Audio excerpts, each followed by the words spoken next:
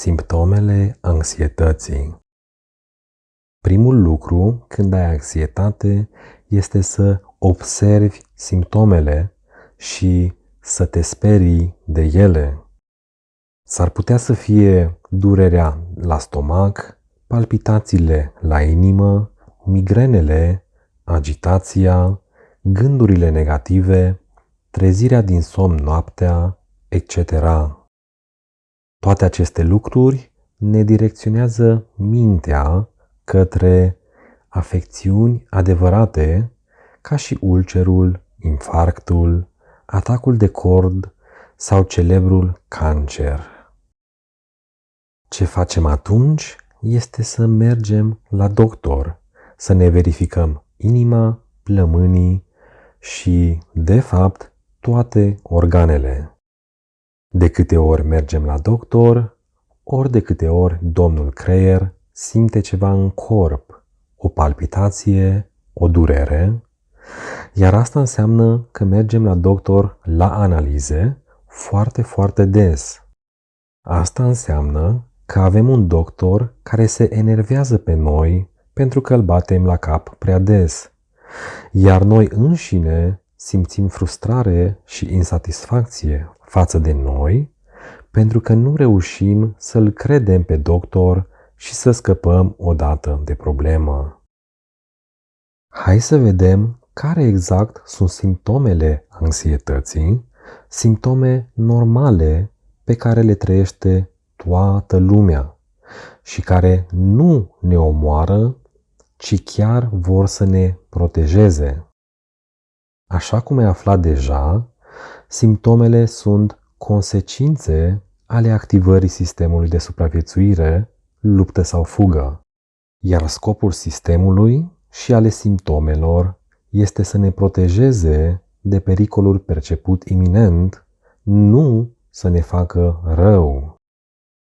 Simptomele anxietății la nivel de corp, pe care le are toată lumea și care sunt cât se poate de normale, sunt următoarele: gât uscat, ritm cardiac ridicat, amețeală, încordare musculară, respirație superficială, transpirație, probleme de somn.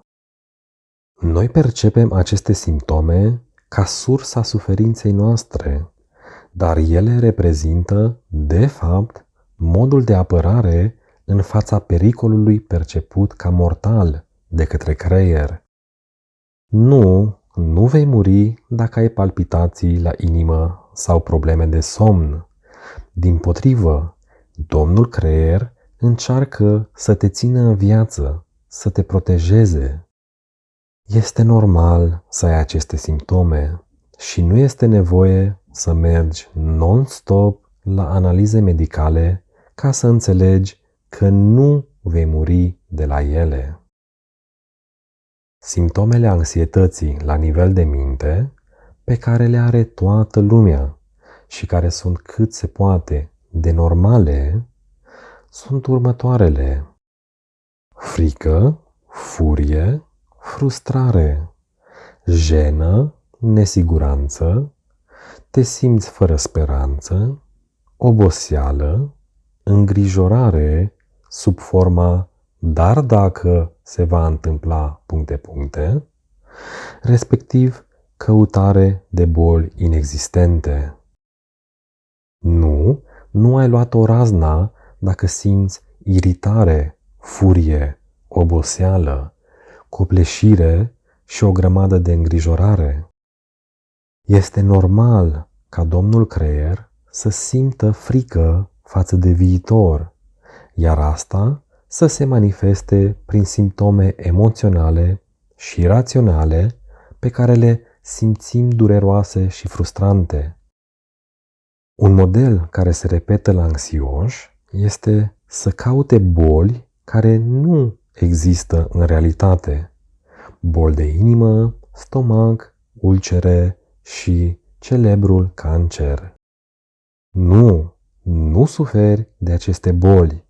Ți-ai făcut deja analizele și doctorul ți-a spus că ești în regulă.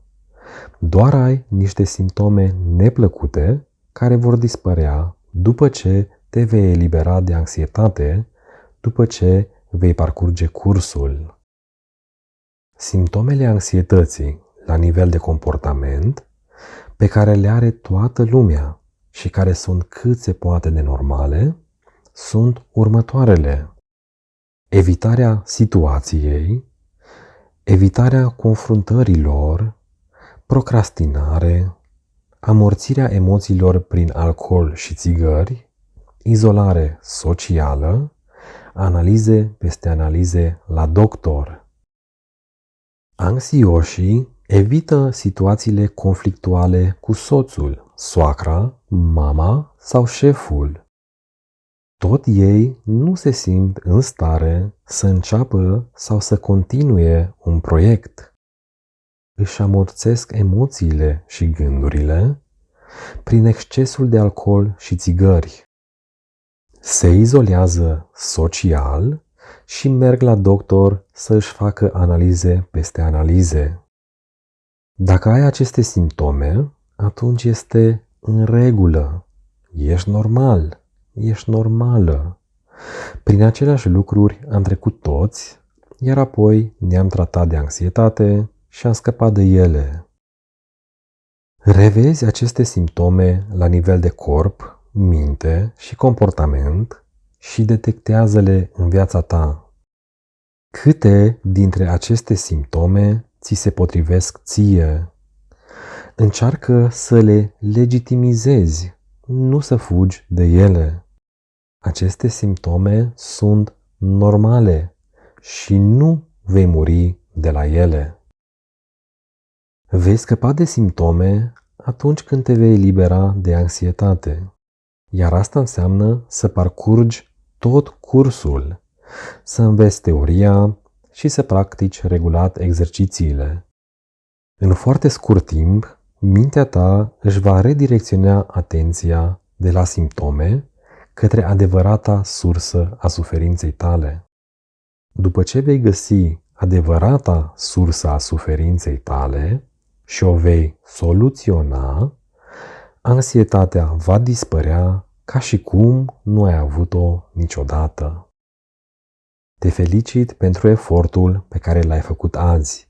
Ai clarificat un foarte important punct, acela că simptomele anxietății sunt normale, le are toată lumea și că scopul lor este să te protejeze, nu să îți facă rău. Ai aflat că simptomele corporale pe care le au toți anxioșii, de exemplu ritmul cardiac ridicat, ai înțeles cum ne speriem de simptome și credem că avem afecțiuni pe care le inventăm, de exemplu infarct, cancer, și ți-ai explicat de ce comportamental mergi des la analize, lucru de care nu ai nevoie. Aceste simptome, precum și frica de ele, vor dispărea foarte rapid după ce vei parcurge cursul și vei găsi și soluționa adevărata sursă a suferinței tale. Îți doresc o zi plină de pace, ne întâlnim în modulul următor. Pe curând!